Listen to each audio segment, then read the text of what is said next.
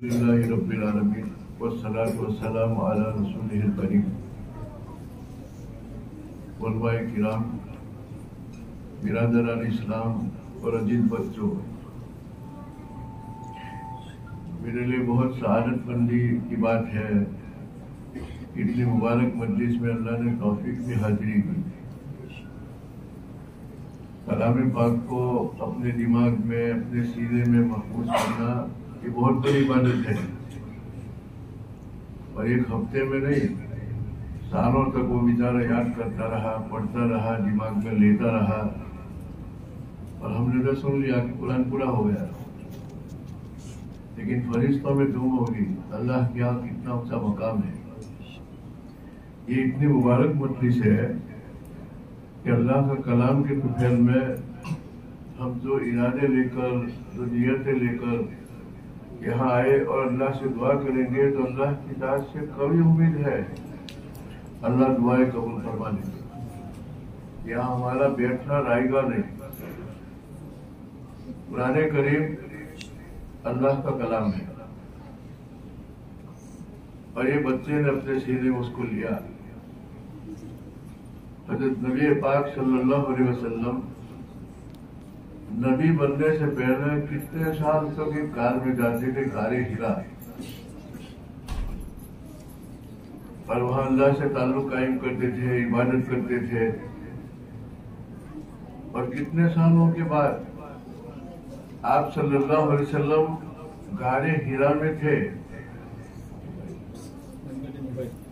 آپ صلی اللہ علیہ وسلم اللہ کے فرشتوں میں جبریل علیہ السلام جو ہے بڑے طاقتور فرشتہ ہے، جو قوت عند ذی العرش مکین مطاع ثم امین۔ اللہ نے کلام پاک میں فرمایا کہ اس کی طاقت مت پوچھو، اور اللہ کے یہاں اس کا بہت بڑا ویلیو، عند ذی العرش مکین، بہت مقام اونچا۔ وہ جبریل علیہ السلام جس کے بابت جو آتا ہے کہ 600 تو پر کے مالک، 600 بازو، اور حدیث میں آتا ہے کہ ایک بازو میں اتنی طاقت کہ لمبی چوڑی زمین گیند جیسی ہے، اس پر جہاں بستے ہیں، رہتے ہیں۔ جبریل علیہ السلام اگر ایک بازو یوں ٹکر مار دے تو لڑکتی ہوئی چلی جائے، جیسے کھلاڑی کھیلتا ہے نا، اس کے بلے سے گیند ٹکراتا ہے، اس طرح وہ جبریل قرآن لے کر آئے۔ سنتے ہو بیٹو؟ جی، چپ چاپ سنتے رہو، شور مت کرو، نہ گناہ ہوگا، اللہ کا گھر ہے۔ تو نبی پاک صلی اللہ علیہ وسلم نے فرمایا کہ وہ جبریل میرے پاس آئے، اور آنے کے بعد مجھے یوں کہا اقرأ بسم ربک الذی خلق خلق الانسان من علق۔ دیکھو قرآن آنا شروع ہو گیا۔ 23 سال تک قرآن اترتا رہا۔ سب سے پہلے غار ہرا میں جس قرآن کو پوری دنیا پڑھتی ہے، جبریل امین علیہ السلام لے کر آئے، تو آپ علیہ السلام خود فرماتے ہیں کہ آکے مجھے کہا اقرأ بسم ربک الذی خلق۔ لیکن جبریل کی دھاک اتنی تھی کہ آپ علیہ السلام نے فرمایا کہ ماں ربی قاری میں نہیں پڑھ سکتا ہوں۔ جیسے ایک بچہ پہلے مکتب میں جاتا ہے اور استاد کی دھاک اس پر ہوتے ہیں، اس کو یوں کہا کہ بول بسم اللہ الرحمن الرحیم، تو گھر پہ تو بول لیتا ہے لیکن وہاں دھاک میں نہیں بولے گا، کیونکہ دھاک لگتی ہے اس کو۔ تو شروع تھا جبریل علیہ السلام کی ہیبت اتنی تھی کہ آپ نے فرمایا کہ ماں نبی قاری میں نہیں پڑھ سکتا ہوں۔ اس کے بعد نبی پاک سے فرماتے کہ جبریل امین نے، فرشتے نے مجھے پکڑا اور اتنا زور سے دبوچا، بلغ من الجہد، میں اپنی مشقت کی انتہا کو پہنچ گئی تھی کہ میری پسلی دب جائے گی، ٹوٹ جائے گی۔ ثم ارسلنی، پھر اس کو چھوڑ کے کہا کہ اب پڑھو۔ 3 مرتبہ جبریل علیہ السلام نے دبوچا چھوڑا، اور تیسری مرتبہ آپ نے فرمایا کہ اقرأ بسم ربک الذی خلق خلق الانسان من علق اقرأ وربک الاکرم الذی علم بالقلم علم الانسان ما لم یعلم۔ یہ سب سے پہلے اترا۔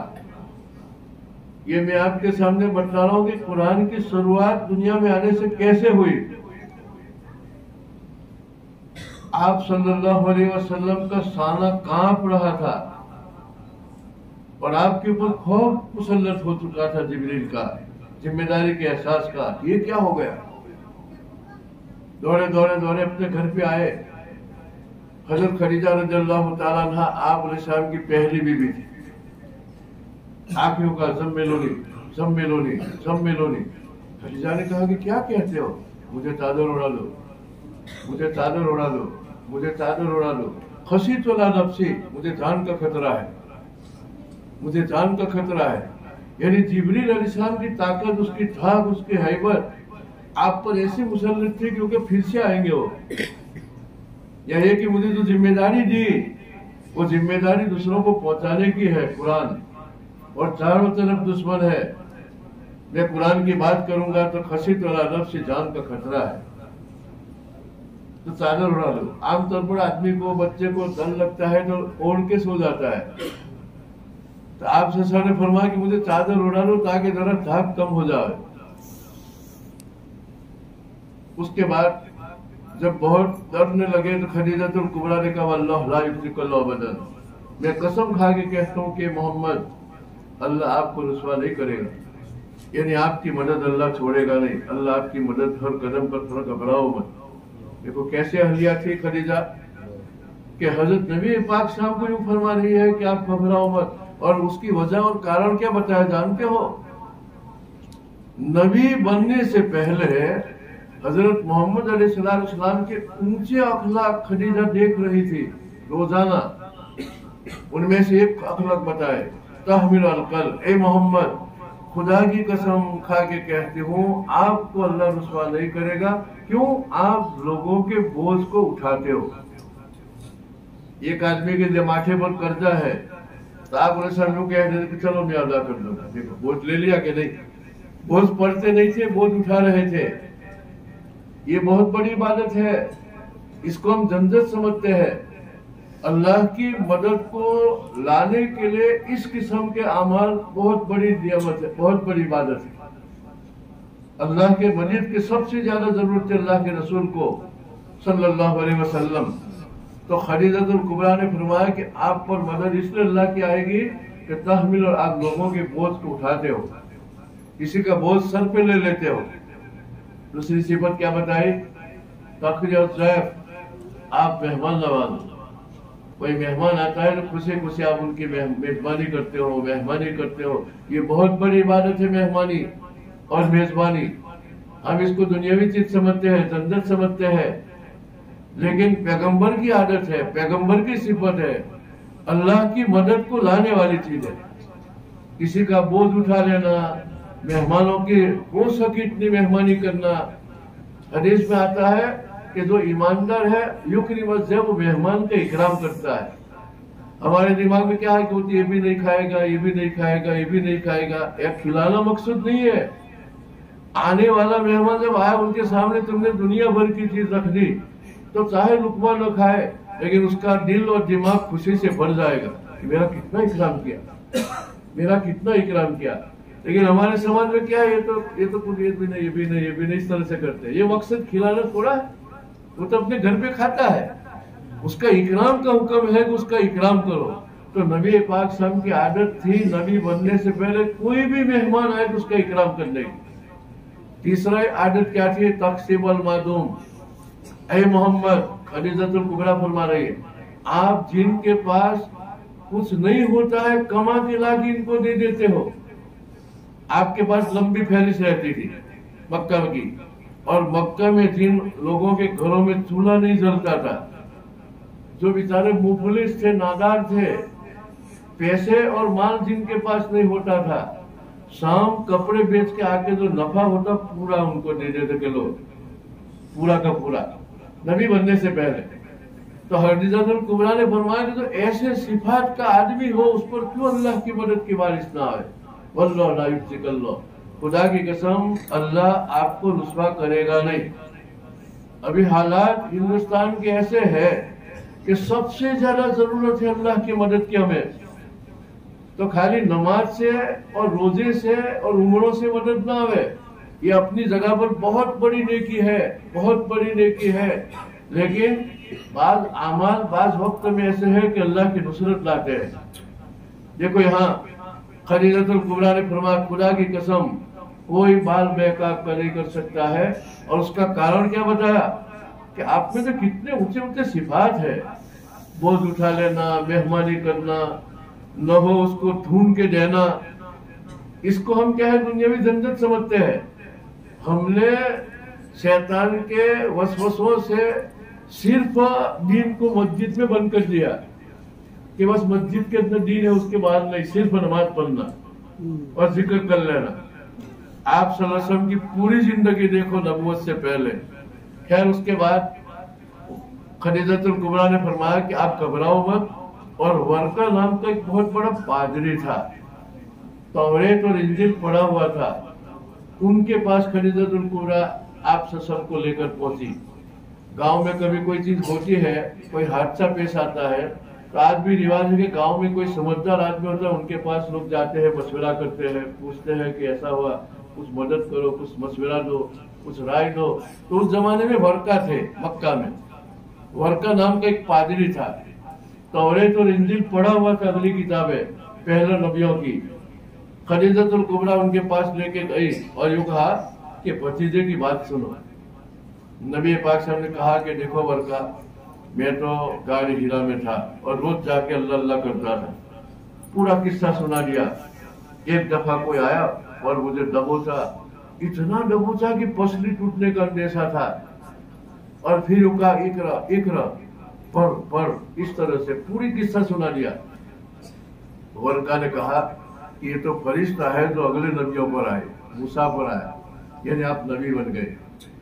वर्का के पास अगली किताबों का इल्म था और वर्का इंतजार में था कि अगली किताबों में पेशिंग गोई है कि मोहम्मद नाम का कोई आदमी दुनिया में आएगा मक्का में और उनको अल्लाह नबूवत की दौलत से नवाजेगा। तो इंतजार में था वो। अल्लाह की आदत है कि कोई नबी दुनिया में आने वाला हो तो आने से पहले उसका तारुफ हो जाता है, उसकी पहचान हो जाती है कि कोई नबी आएंगे। हजरत मूसा अलैहिस्सलाम आए और जादूगर फिरौन की वजह से, फिरौन के कहने से मुकाबले के लिए पहुंचे, तो जादू ने चेहरा देख कर कह दिया कि नबी है। चुनांचे उसी वक्त कहा कि मैं तो तेरे पर ने तेरे रब पर ईमान लाया। फिरौन को छोड़ के उनके पर ईमान लाए। फिरौन ने कहा कि क्या तुमने किया?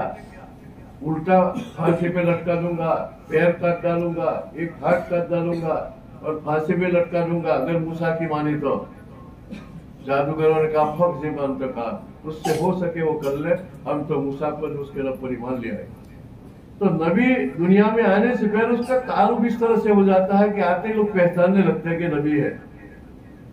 वर्का ने कहा खदीजतुल कुबरा को ने नबी पाक साहब को कि गारे हिरा में जो वाक्य बना, ये मैं बच्चों आपको सुना रहा हूँ कि कुरान जो तुम पढ़ते हो अपने उस्ताद के पास, अल्हम्दुलिल्लाहि रब्बिल आलमीन, कुल औज़ु बिरब्बिन नास, कुल हुवल्लाहु अहद, उसकी शुरुआत किस तरह से हुई ताकि हमारे दिमाग में कुरान हो तो हमको ज्यादा याद हो, जल्दी याद हो, उसकी अज़मत और मोहब्बत दिल में आवे। वर्का ने उसके बाद कहा कि काश कि मैं उस वक्त जिंदा होता, काश कि मैं उस वक्त जिंदा होता कि आपकी कौम मक्का से आपको निकालेंगे। अल्लाह के रसूल ताज्जुब से पूछने लगे, हैरानी से पूछने लगे, क्या मुझे लोग निकालेंगे? आपको ये इसलिए कहना पड़ा कि आप जानते थे कि मैंने तो कभी किसी का बिगाड़ा नहीं, मैं तो बोझ उठा लेता हूँ, मेहमान नवाजी करता हूँ, नहीं है उनको देता हूँ, आज तक जरा भी किसी को तकलीफ नहीं पहुंची, आप तो रहमत थे सबके लिए, तो मुझे निकालेंगे? लेकिन अगली किताबों में था कि हजरत मोहम्मद नाम के नबी आएंगे तो मक्का वाले ऐसा सुलूक करेंगे। तो वर्का के पास इल्म था। उसके बाद उस वर्का पादरी ने फरमाया कि मा जाहदुल मिस्लमा जित इल्ला उदिया भी, दुनिया में कोई भी अच्छी बात लेके आता है तो शुरू में उसको तकलीफ उठानी पड़ती है। दुनिया में कोई भी अच्छी बात, मोहल्ले में कोई अच्छी बात करेगा तो शुरू में उसको क्या है, भुगतान भुगतना पड़ेगा। ये अल्लाह की आदत है। उसके बाद एक आदमी चंदन को जलाता है तो धुआं निकलता है, तो धुआं निकले तो खुशबू आवे नहीं, वही सबके धुआं भी न निकले खुशबू आवे। ये अल्लाह की आदत है। वहां इम्तिहान होता है, تو امتحان کی بنا کے اوپر ابتدا میں حالات آتے ہیں، حالات ہی نہ آئے تو امتحان کیسے ہو؟ تو آپ علیہ السلام کو ورقہ نے کہا کاش کہ اس وقت میں زندہ رہتا اور آپ کی پیٹ بھر کے مدد کرتا جب قوم آپ کو نکالے گی۔ کہاں سے؟ مکہ سے مدینہ نکالے گی۔ خیر تو میں یوں کہہ رہا تھا کہ کلام پاک جو ہم نے پڑھا، یہ قرآن کریم اس بچے نے اپنے سینے میں لیا، یہ ہزاروں سال کے بعد گمراہی اور جلالت سے اس کے بعد روشنی بن کے آیا قرآن کریم، اور 23 سال تک تھوڑا تھوڑا اترتا رہا، ایک دم نہیں اترا۔ اب انداز لگاؤ کہ جبریل امین علیہ السلام عرش سے فرش پر چکر لگاوے 23 سال تک قرآن کو لے کر، یہ قرآن کی کیا عظمت۔ ایک صحابی فرماتے ہیں کہ قرآن کی عظمت بتاؤ، حضور اکرم صلی اللہ علیہ وسلم میری ران کے اوپر سر رکھ کے آرام فرما رہے تھے۔ حضور اکرم صلی اللہ علیہ وسلم میرے ران کے اوپر کیا ہے سر رکھ کے آرام فرما رہے تھے، اور ایک چھوٹی سی آیت کا ٹکڑا اترا، جبریل لے کر آئے، اس کا وزن اتنا تھا کہ مجھے یوں لگتا تھا کہ کسی نے میری ران پر پہاڑ رکھ دیا، ران پر پہاڑ رکھ دیا ہے۔ لو انزلنا هذا القرآن على جبل لرأيته خاشعا متصدعا من خشية الله۔ اس کا معنوی عظمت ایسی ہے کہ اللہ کا کلام جیسے ایک بادشاہ کی عظمت ہو رہی، اس طرح اگر پہاڑ پر اتار دیتے نا، پہاڑ اس عظمت کے سامنے ریٹی ہو جاتا۔ قرآن نے فرمایا، یہ تو ہم نے یوں کہ قرآن وضو کیا پڑھ لیا، رکھ دیا، وضو کر لیا پڑھ لیا۔ کبھی کبھی اس قسم کا مذاکرہ کرنا چاہا کہ دھرتی پر قرآن کی آمد کی کیفیت کیا ہے، کس طرح سے قرآن دنیا کے اندر آیا، تاکہ پڑھتے وقت خیال رہے تو قرآن کی عظمت دل میں آوے۔ ایک صحابی فرماتے رضی اللہ تعالیٰ عنہ کہ آپ صلی اللہ علیہ وسلم فتح مکہ کے دن اونٹنی پر بیٹھ کے جا رہے تھے، اونٹنی پر سوار تھے آپ، جبریل امین علیہ السلام اچانک قرآن کی آیت لے کر آئے، جاء الحق زہق الباطل ان الباطل کان زہوقا، یہ آیت کہ باطل حق آیا، باطل کا بیڑا نکل جائے گا، یہ باطل جمتا ہے پھر حق آتا ہے تو ختم ہو جاتا ہے۔ چنانچہ آیت اتری تو صحابی فرما رہے کہ اونٹنی نے اپنی گردن زمین پر رکھ دی اور اتنی لمبی زبان نکال کے ہانپ رہی ہے، قرآن کے عظمت کو برداشت نہیں کر رہی ہے۔ اب جس نبی کے سینے کے اوپر 23 سال تک قرآن اترا، کوئی انداز لگا سکتا ہے اس نبی کے سینے کا؟ یہ کلام پاک ہے۔ اب یہ تو کلام پاک ہم آیتیں پڑھتے ہیں، لیکن اس کے اندر جو معنی بھرے ہیں، مطلب بھرے ہیں، اس کے اندر اترے تو پتہ چلے کہ اس میں کیا علوم ہے۔ اللہ کی علم سے اترا ہے، اللہ کی علم سے قرآن کریم اترا ہے۔ ایک آدمی سمندر کے کنارے پر کھڑا ہے اور پانی کی سطح دیکھتا ہے، تو وہ بیچارہ دیکھتا ہے کہ پانی ہے نہ، پانی کے اوپر کچھ کچرے تیر رہے ادھر سے ادھر، لیکن جو اندر گوٹا لگا ہے وہ پتہ چلتا ہے کہ اندر ڈائمنڈ ہے، یخرج منہ اللؤلؤ والمرجان۔ اسی طرح ہم تو اوپر پڑھتے کہ الحمدللہ رب العالمین، تلاوت مستقل ایک عمل، اس پر ثواب ملتا ہے، لیکن اس عبارت جو پڑھی ہم نے، الفاظ جو پڑھے الحمدللہ رب العالمین، فبأي آلاء ربكما تكذبان، تبارک الذی بیدہ الملک، ان کے اندر جو معنی ہے اور ان معنی میں جو اللہ کے مقاصد ہے، وہ اگر اوپن ہو جائے تو آدمی برداشت نہیں کر سکتا ہے۔ اس میں جو خزانے ہیں، چنانچہ لا تنقضی عجائبہ، آپ نے سامنے فرمایا کہ قرآن کے اندر سے ابلنے والے علوم جو ہے کبھی بھی ختم نہیں ہوں گے۔ یوں آتا ہے کہ قرآن کو سمجھانے کے لیے دھرتی پر جو بڑے بڑے علماء آئے قرآن کے نزول کے بعد، 1,20,000 تفسیریں تو لکھی جا چکی، 1,20,000 تفسیریں تو لکھی جا چکی، لیکن ابھی اس کی ابتدا بھی نہیں ہوئی۔ یہ اندر سے علوم کا ابھار ہے۔ لا تنقضی عجائبہ۔ حضرت علی فرماتے ہیں کہ اگر میں سورہ فاتحہ کو سمجھاؤں لأوقرت سبیل بعیرا، تو 70 اونٹ چاہیے اس کے دفتر کو اٹھانے کے لیے۔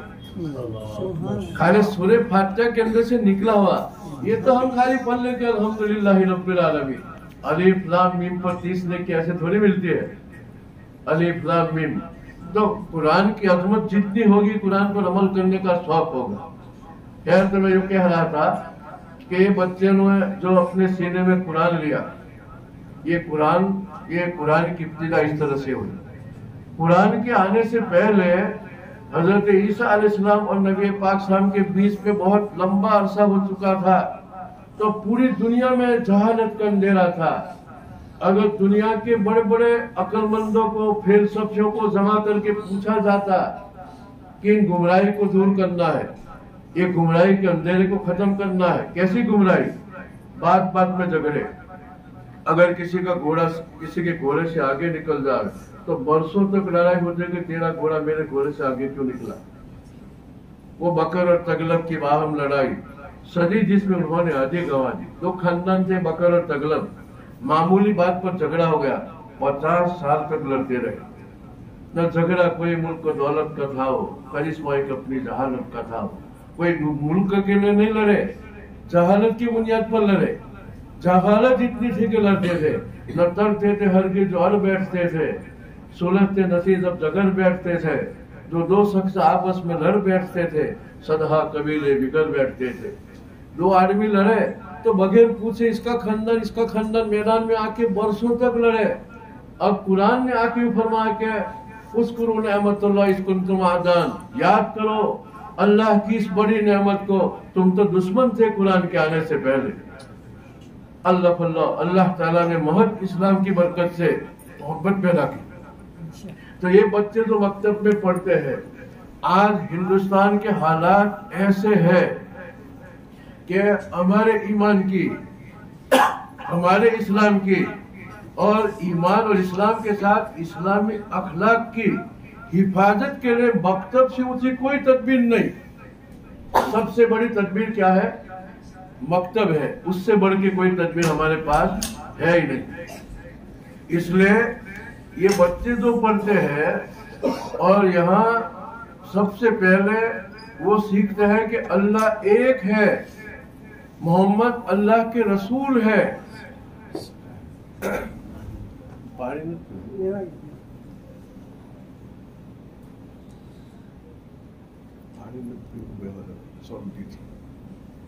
अल्लाह एक है और मोहम्मद सल्लल्लाहु अलैहि वसल्लम अल्लाह के रसूल है। यहाँ मकतब में बच्चे उंगली रख के सीखते हैं। अगर उनके अकाइद मजबूत नहीं होंगे, अल्लाह की तौहीद को समझा नहीं, मोहम्मद की रिसालत को समझा नहीं, तो मोबाइल पर, इंटरनेट पर, अखबारों में कुफ्र और इल्हाद का सैलाब आया और ये आपको पता भी नहीं चलेगा। नाम मुसलमान का होगा, पंचायत में तलाटी ने नाम मुसलमान का लिखा होगा, लेकिन जहन मुर्तद हो चुका होगा, जहन मुर्तद हो चुका होगा। तो सबसे बड़ी तदबीर हमारे बच्चों की जन्नत का प्लान है, जन्नत में पहुंचाने की प्लानिंग है। देखो, मकतब को हम जरूरत की चीज समझो।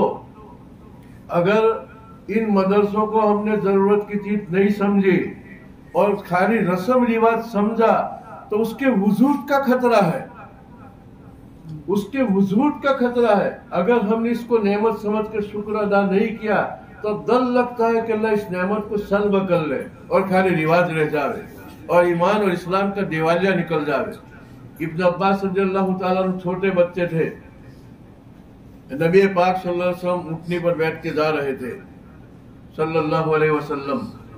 इब्न अब्बास को कहा कि पीछे सवार हो जाओ, छोटे से बच्चे थे ऐसे। उसके बाद यूँ कहा कि इब्न अब्बास तो अल्लाह को ध्यान में रख, अल्लाह तेरी हिफाजत करेगा। ये मैं हदीस इसलिए सुना रहा हूँ कि नबी पाक सल्लल्लाहु अलैहि वसल्लम ने सबसे पहले बच्चे के दिल में क्या डाला, बच्चे के जहन में अकीदे डाले। यूँ कहा कि अल्लाह को याद रख, अल्लाह ताला तेरी हिफाजत करेगा, बच्चे को यूँ कहा। उसके बाद यूँ फरमाया कि ऐसा यकीन बना ले, लाइन इज्तमाअतिल उम्मतु, अगर पूरी दुनिया तुझे नुकसान पहुंचाने के लिए जमा हो जावे, नुकसान अल्लाह के हाथ में है, अल्लाह ने नहीं चाहा तो बाल बेकार नहीं कर सकती, ये अकीदा बना ले। फिर इब्न अब्बास को कहा कि इब्न अब्बास, अगर पूरी दुनिया जमा हो जावे तुझे लाभ और फायदा पहुंचाने के लिए, लेकिन अल्लाह को मंजूर नहीं है, तो एक रत्ती बराबर कोई फायदा नहीं पहुंचाएगा। अगर तुझे नुकसान पहुंचे तो पहुंचने वाला था, اور فائدہ نہیں پہنچا تو وہ نہیں پہنچنے والا تھا. کیسا یقین بنایا؟ ابن عباس کا عقیدہ بنایا کہ نفع نقصان صرف اللہ کے ہاتھ میں ہے. اس کے بعد یہ فرمایا اے ابن عباس اذا سألت فاسأل اللہ، اگر کوئی چیز مانگے تو اللہ سے مانگ، اللہ کے سوا تیری مانگ کوئی پورا نہیں کر سکتا ہے.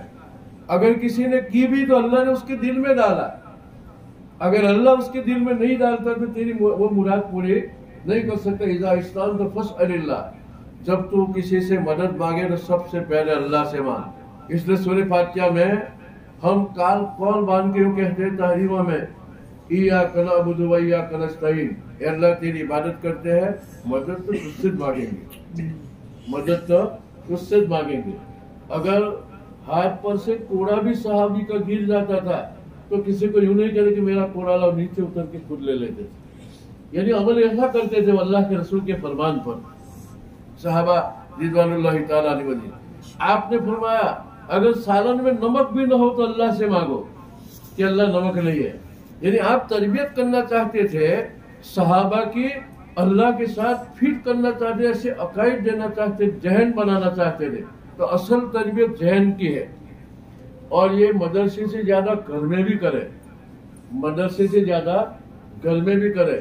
حضرت تھانوی علیہ الرحمہ نے فرمایا اگر چھوٹے چھوٹے بچے گھر میں ہے اور اپنے گھر میں کوئی بیچارہ حاجت مند آ گیا کہ کوئی کام ہے، کوئی حاجت ہے، کوئی لاؤ 5,000 10,000، تو چھوٹے بچے کے ہاتھ میں دے اور یوں کہے اپنے اکیلا اس کو دے دے، تاکہ بچپن سے اس کو تربیت ہو کہ کسی کو دینا بھی کوئی چیز ہے، کسی کو دینا بھی کوئی چیز ہے.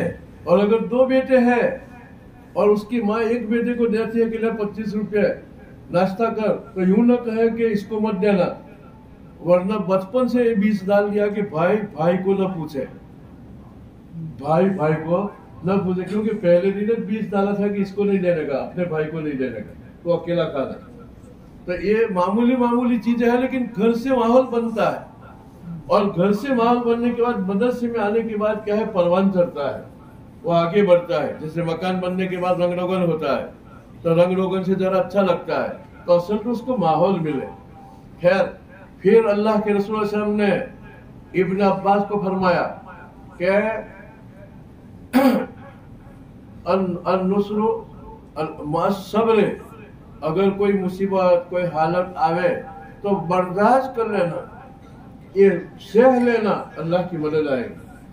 اگر کوئی آدمی حالات برداشت کر لیتا ہے تو اللہ کی مدد اس کے ساتھ اترتی ہے بارش کی طرح. پھر یوں فرمایا الفرج مع الکرب، ٹینشن کے بعد کشادگی آئے گی، دماغی پریشانی کے بعد اللہ کی طرف سے کیا ہے، سکون آئے گا. تو یہ حدیث سنا کہ میں یوں کہنا چاہتا ہوں کہ پیغمبرانہ طریقہ یہ تھا کہ چھوٹے بچوں کا ذہن بنایا. جب تک فکر نہیں بنتی ہے، ذہن نہیں بنتا ہے، وہاں تک تربیت نہیں ہوتی ہے، تو اس کا ذہن بناوے، سخاوت کا ذہن بناوے، ہمدردی کا ذہن بناوے، تربیت کا ذہن بناوے، اور اللہ کی پہچان کرواوے کہ ہمارا خالق کون، کس نے ہم کو پیدا کیا، اللہ کیا ہے. میں یوں کہا کرتا ہوں کہ ہم مکتب میں تو خالی اتنا پڑھتے ہیں کہ اللہ کے سوا کوئی معبود نہیں، کلمے کا ترجمہ کرتے کہ اللہ کے سوا کوئی معبود نہیں، لیکن اللہ کے 99 جو نام ہے، وہ جیسے اللہ کا ایک نام الحافظ، تو وہاں بھی یوں کہا کہ اللہ کے سوا کوئی حافظ نہیں، اللہ کے سوا کوئی حفاظت کرنے والا نہیں ہے. تو اللہ کی حفاظت کا عقیدہ آئے گا تو حالات میں اس کو یقین ہو جائے گا کہ اللہ میری حفاظت کرے گا، اللہ میری حفاظت کرے گا. دیکھو نبی پاک صلی اللہ علیہ وسلم کا پیچھا کیا دشمنوں نے. مختصر بات، تو ابو بکر صدیق رضی اللہ تعالیٰ عنہ کو لے کے نبی پاک صلی اللہ علیہ وسلم دشمنوں سے بچنے کے لیے غفا میں چھپ گئے. اتنے میں دشمن آ گئے، ابو بکر صدیق رضی اللہ تعالیٰ کی نظر پڑی دشمنوں پر تو پورے کانپنے لگے. اور ابو بکر اس لیے کانپ رہے تھے کہ جو نظر پڑ گئی ادھر اور ہمارے پیر دیکھ لے تو ہم گئے. آپ علیہ السلام نے ابو بکر کا چہرہ دیکھا گھبرایا ہوا، آپ علیہ السلام نے فرمایا کہ ماں ظنک یا ابو بکر، کیا بیسنین اللہ ثالثہما، ابو بکر تیرا یہ خیال ہے کہ ہم دھوئے ہیں، آپ اور میں، اللہ ہمارے ساتھ ہے. تو دیکھو اللہ حافظ ہے، एक नबी का अकीदा था कि हिफाजत करने वाला अल्लाह है, तो वक्त पर उसको यूज किया अकीदे को, जब जरूरत पड़ी तो अल्लाह की मदद आई कि नहीं। कबूतरी ने अंडे रख दिए और बकरी ने जाला खींचा। दुश्मन यूं समझा कि अंदर कोई जावे तो जाला टूट जावे, अंडे भी फूट जावे, तो अंदर तो कोई होगा नहीं, तो वहां से चले गए। तो वक्त पे फिर उस तौहीद को यूज करे तो अल्लाह की मदद आवे। हजरत मूसा अलैहिस्सलाम बनी इसराइल को लेकर चले, फिरौन ने लश्कर के साथ पीछा किया और यूं था कि अब फिरौन का लश्कर आ गया, तो बनी इसराइल घबरा गए। बल्कि बनी इसराइल तो दिमाग में सोचने लगे कि मूसा की मिलनी बगल है फिरौन के साथ, ये अपने को मरवाने के लिए लाए, वरना समंदर के सामने क्यों लाए, आगे समंदर पीछे फौज। उस वक्त मूसा ने कहा कि घबराओ मत, इन्नमा या रब्बी सयहदीन, इन्नमा या रब्बी सयहदीन, मेरे साथ अल्लाह रास्ता दिखाएगा। यानी मूसा ने अल्लाह की हिफाजत का जो अकीदा था उसको इस्तेमाल किया वक्त पर। एक आदमी के जेब में 2000 की नोट है, सफर में है, भूख लगी प्यास लगी, अब उसको खर्च करेगा तो भूख प्यास से बच जाएगा, लेकिन खर्च न करने जेब में रखे तो कोई तकलीफ ही रहेगी। तो अपना ईमान रस्मी न हो, वक्त पर उसको यूज करे, वक्त पर उसको क्या है इस्तेमाल करे, तो अल्लाह की मदद आती है, तरतीब है। तो ये बच्चों का ऐसे बचपन से जहन बनावे तो एक बहादुर खेप पैदा होगी, तैयार होगी, और ऐसी उसका जहन साजी होगी। इस तरह से तरबियत मकतब में होती है। अगर ये मकतब के अंदर तवज्जो देना कम हो जाए तो इल्हाद और कुफ्र का सैलाब इतना है कि जहनी तौर पर मुर्तद हो जाए और उस मिसाल की जन्नत का मसला रहेगा। दीन इतनी जरूरत की चीज समझो। एक बात कह के बात पूरी करूं, मुझे जरा बलगम की वजह से हालत में खराश है, इसलिए मैं एक बात पर बात पूरी कर दूं। हम मकान खरीदते हैं तो मकान में पहले देखते हैं कि रोशनी है, यहाँ रोशनी तो है, पानी है, पानी भी है, तो पहले जरूरत की फहरिस्त में रोशनी और पानी को लिखते हैं कि मकान के साथ पानी भी होना चाहिए और रोशनी भी होनी चाहिए। लेकिन जरूरत की फहरिस्त में हम ये नहीं समझते हैं कि बच्चों के लिए सबसे बड़ी चीज दीन ये पानी से और रोशनी से भी ज्यादा है। कुरान करीम में है अवमन कान मैतन फअहयना वजअलना लहू नूरन यमशी बिही फिन्नास कमम मसलहु फिज़्ज़ुलुमात लैसा बिखारिज मिनहा। अल्लाह पाक कलाम पाक में यूं फरमाता है कि ये दीन जो है वो तो रोशनी है। तो दीन को रोशनी कहा, यानी जैसे जिंदगी गुजारने के लिए जरूरियात की फहरिस्त में रोशनी की जितनी जरूरत है, इससे कहीं ज्यादा दीन की रोशनी की जरूरत है। क्यों? खाना पीना कपड़ा मकान ये तो जरूरत जिंदगी है, कब्रिस्तान तक ही आएगा, और दीन जो है वो तो मकसद हयात है, मकसद जिंदगी है। तो हमने हमारे बच्चों को मकसद जिंदगी नहीं दिया तो कब्र में क्या होगा? कब्र में तो सबसे पहले सवाल होगा दीन क्या है, वमा दीनु का, और ये मोहम्मद अलैहिस्सलाम के बाबत ये कौन है। और आप अलैहिस्सलाम ने फरमाया कि 3 सवाल कब्र में जाने के बाद फरिश्ते क्या है करेंगे, तो वहां तो दीन सबसे पहले सवाल होगा। अब हमने दीन को कपड़ों को जरूरत में रखा, पानी को जरूरत में रखा, रोशनी को जरूरत में रखा, उनकी नौकरी को जरूरत में रखा, उनके लिए दुकान को जरूरत में रखा, लेकिन हमने उनकी दीन की फिक्र नहीं की, उसकी फिक्र को दीन ही नहीं बनाया। तो हमने बच्चे के साथ बहुत बड़ा जुल्म किया। आप अलैहिस्सलाम ने फरमाया मां नहल वालिदुन ली वलदिही, बाप ने अपने बेटे को सबसे बड़ा कोई तोहफा दिया वो दीन है। आप अलैहिस्सलाम ने, इससे बढ़ के कोई कहा तोहफा नहीं। अगर दुनिया की सारी नेमतें दे दी लेकिन दीन नहीं सिखाया, ये तो ऐसा जैसे पिंजरे में चूहा, तो पिंजरे में चूहा है, उसको हम रोटी भी देते हैं घी वाली, बर्फी का टुकड़ा भी लटकाते हैं और बच्चा भी लटकाते हैं, अंदर जाके वो खा के मजे करता है, लेकिन उसका अंजाम क्या है? वो निकलने के बाद बच्चे डंडे लेके खड़े हैं, भेजा निकाल लेंगे। तो हमने दुकान भी खोल ली, खेत भी दिला दिया, मकान भी बना दिया, और समझते कि अब तक फिनिश हो गए, लेकिन दीनी जहन नहीं बनाया तो कब्र की जिंदगी हमने मुश्किल कर दी। कब्र की जिंदगी मुश्किल कर दी। तो मदारिस की अहमियत उसी वक्त होगी, मकातिब की उसी वक्त होगी कि पहले हम तय करें कि हम मुसलमान है, और इसलिए मुसलमान और मोमिन है कि हमको अल्लाह की रजा और जन्नत चाहिए, और ये दीन से मिले। और ये दीन कहाँ मिलेगा? फर्टिलाइजर में, मकतब में मिलेगा। बच्चा उस्ताद के सामने उंगली रख के सीखता है कि अल्लाह एक है, मोहम्मद अल्लाह के रसूल है। तो मैं बात यूं कह रहा था कि जरूरियात की फहरिस्त में दीन की जरूरत सबसे ज्यादा कुरान ने कहा। कभी अल्लाह ने यूं फरमाया रूह है इस्लाम, तो दीन तो रूह है, वो कज़ालिका औहिना इलैका रूहम मिन अमरिना। देखो रूह कहा, तो जैसे रूह के बगैर चलता नहीं, दीन के बगैर भी न चले। कभी रोशनी कहा, कभी पानी कुरान ने फरमाया वअनज़ल मिनस समाई माअन फसालत औरियतुन बिक़दरिहा। ये पूरी आयत पर अल्लाह यूं फरमाता है कि हमने आसमान से पानी उतारा, यानी दीन को पानी कहा। ये दीन जो मकतब में सीखते हैं उसको क्या कहा? पानी। तो कभी पानी कहा, कभी रूह कहा, और कभी हयात कहा। और कज़ालिका औहयना अवमन कान मैतन फअहयैना। तुम तो मुर्दा थे, हमने तुमको जिंदगी दी, यानी दीन दिया। ऐसा नहीं कि आप रेशम आए तो लोग मुर्दा थे और कब्रिस्तान में से कुरेद के सबको निकाला। नहीं, दीन नहीं था तो मुर्दा कहा। और हम तो देखो कुरान कहता है, कोई अखबार नहीं, कि ये दीन तो रूह भी है, हयात भी है, पानी भी है और रोशनी भी है। इससे कहीं ज्यादा जरूरत की चीज है। तो हम दुनिया में जरूरत की जब लिस्ट बनाए तो सबसे पहले कि बच्चे को दीन सिखाना है, ये सबसे, और खुद को दीनदार बनना है। तो अपनी दीन और बच्चे की दीन, ये सारे फहरिस्त में जरूरत की चीज होनी चाहिए, लेकिन उसकी तरफ शैतान ध्यान जाने नहीं देता है। तो ये मकातिब अल्लाह की तरफ से बहुत बड़ी नेमत है, और इससे बढ़ के कोई नेमत नहीं।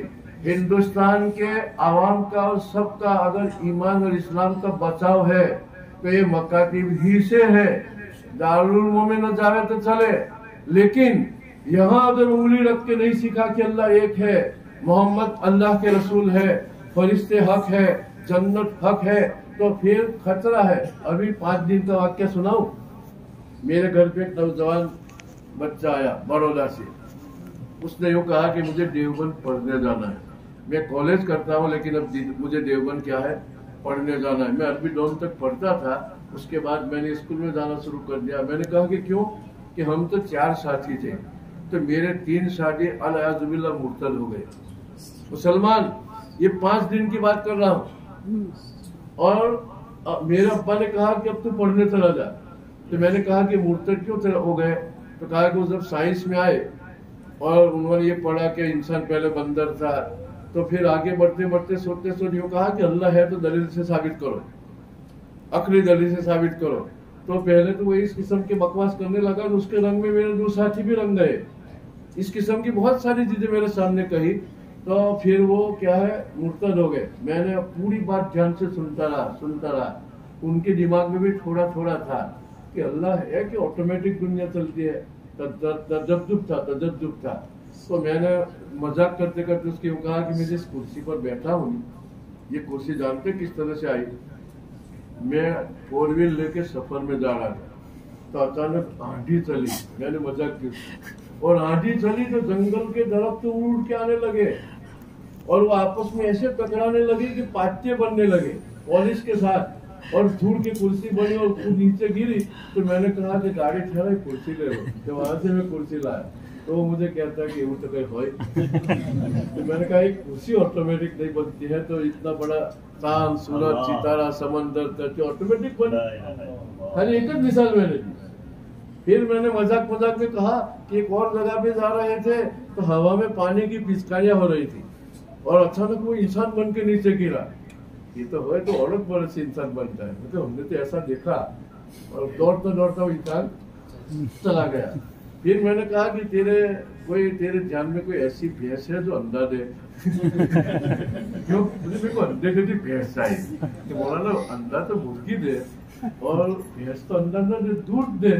तो मैंने कहा कि ये नियम किसने बना? ऑटोमेटिक बना। जब रेलवे स्टेशन के ऊपर इतने बजे अगस्त क्रांति आएगी और इतने बजे राजधानी आएगी, वो नियम बगैर किसी इंसान के बनाए नहीं बनता है। तो भैंस अंडा नहीं देगी, मुर्गी अंडा देगी, वो नियम ऑटोमेटिक बना कि किसी ने बनाया। देख मामूली नहीं बनता है। खैर मैं तो यूँ कह रहा था कि फिर मैंने उसको यूँ कहा कि तू इंक्वायरी करना, वो 3 बच्चों ने अपने गांव के मकतब में तालीम नहीं ली होगी। अगर वो उंगली रख के पढ़ दे कि अल्लाह एक है और मोहम्मद अल्लाह के रसूल है और जन्नत है और ये है और ये है जो मकतब में पढ़ते हैं, तो कोई कीमत पर वो मुर्तद नहीं होते, वो इन सबको गलत कहते। तो कहा कि कुछ ऐसा ही है, कुछ ऐसा है। ये मुशाहदा एक तो सुनी हुई बात अखबारों में या मोबाइलों में, ये तो मेरे पास आया। फिर मैंने एक किताब पढ़ने को दी, एक उस्ताद को कहा कि इनको चंद दिन पढ़ाओ हिकमत की, और फिर वहाँ इम्तिहान होगा ताकि वो पास हो जावे, और फिर वो कोर्स पूरा करके गया। ये 4-5 दिन की बात कर रहा हूँ। खैर अल्लाह ताला इन बातों पर अमल करने की तौफीक अता फरमाए। आखिर दावाना रब्बिल आलमीन। सुब्हानकल्लाहुम्मा व बिहम्दिका तबारक अस्मुका व तआला जद्दुका व ला इलाहा गैरुक। रब्बना ज़लमना अनफुसना व इल्लम तग़फिर लना व तर्हमना लनकुनन्ना मिनल खासिरीन। या हय्युन या क़य्यूम बिरहमतिका नस्तग़ीथ। अस्लिह लना शानना कुल्लहा व ला तकिलना इला अनफुसिना तर्फत ऐन। अल्लाहुम्मा इन्ना क़ुलूबना व जवारिहना व नवासियना बियदिक लम तुमल्लिकना मिना शयअन फ़इज़ा फ़अल्त बिना ज़ालिक फ़कुन अंत वलियना फ़िद दुनिया वल आखिरह वहदिना सवाअस सबील वहदिना सवाअस सबील वहदिना सवाअस सबील। अल्लाहुम्मा अर्ज़ुक़ना इल्मन नाफ़िआ व रिज़्क़न वासिआ व अमलन मुतक़ब्बला व शिफ़ा मिन कुल्लि दा। या अरहमर राहिमीन, हमारी इस मजलिस को कबूल फरमा। या अल्लाह हम में सच्ची दीन की फिक्र पैदा फरमा। या अल्लाह हमारे मकातिब दुनिया की हिफाजत फरमा। या अल्लाह उनकी निगरानों की हिफाजत फरमा। या अल्लाह हमारे हौसलों की और शौक की हिफाजत फरमा। या अल्लाह हमारे ईमान की और इस्लाम की हिफाजत फरमा। या अल्लाह नए नए फितनों से हमारी नस्ल की और हमारी पूरी हिफाजत फरमा। या अल्लाह तेरी जात और सिफात की मारिफत अता फरमा। या अल्लाह हमें जन्नत अता फरमा, मरने के बाद के मराहिल में बरकत अता फरमा। अल्लाहुम्मा बारिक लना फिल मौत व फीमा बादल मौत। अल्लाहुम्मा अर्ज़ुक़ना जन्नतक व अज़ीना मिनन नार। ऐ अल्लाह हम तुझसे सवाल करते हैं कि तेरी रज़ा और जन्नत अता फरमा और जहन्नम से हमारी हिफाजत फरमा, और अल्लाह जिंदगी और मौत के फितनों से हमारी हिफाजत फरमा। ऐ अल्लाह इस मजलिस को जिन्होंने जिस फिक्र के साथ मुतक़ीद फरमाई, तेरी शाइन शान उनको अज़र अता फरमा। और इन बच्चों के वालियों को कबूल फरमा, और इन बच्चों को भी कबूल फरमा। ऐ अल्लाह उसके तुफ़ैल और तसद्दुक़ से हम तुझसे सवाल करते हैं कि हमारी जायद मुरादें पूरी फरमा। अल्लाह जिस बच्चे ने हिफ्ज़ कुरान फरमाया, या अल्लाह उनके सवाब में हमारी शिरकत फरमा। या अल्लाह उनके सीने में कुरान करीम को महफूज फरमा, उसकी अज़मत अता फरमा, उनके वाली के लिए रफ़े दर्जात का सामान बना। ऐ अल्लाह हमारी दुआ को महज तेरे फज़ल करम से कबूल फरमा। रब्बना तक़ब्बल मिन्ना इन्नका अंतस समीउल अलीम व तुब अलैना इन्नका अंतत तव्वाबुर रहीम।